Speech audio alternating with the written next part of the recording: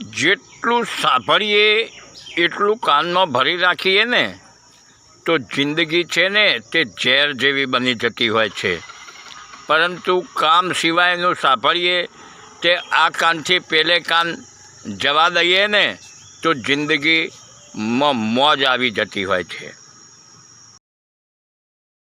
ઘણી બાબતો એવી છે જે ગયા પછી પાછી મેળવી શકાતી નથી, જેમ કે વીતી ગયેલો સમય,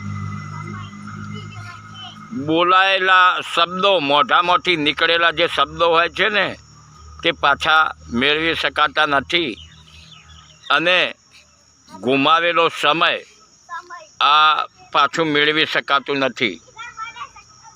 કોઈ પણ સંબંધો ત્યારે ટકે છે જ્યારે એક માણસ ઝૂકે છે અને બીજો જે ઝૂકેલો છે ને તેને ઉઠાવીને પોતાની છાતીએ લગાવે છે, પોતાના સીને લગાવે છે, ત્યારે જ સંબંધો બચે છે।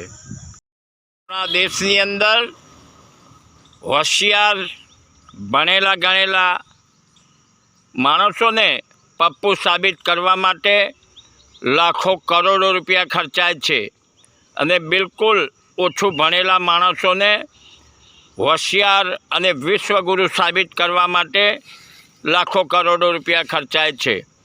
એટલે જ કહ્યું છે ને કે બહુ જ સાચું બોલવાવાળો અને સારા કામ કરવાવાળો માણસ છે ને તે આ દુનિયાને ગમતો નથી।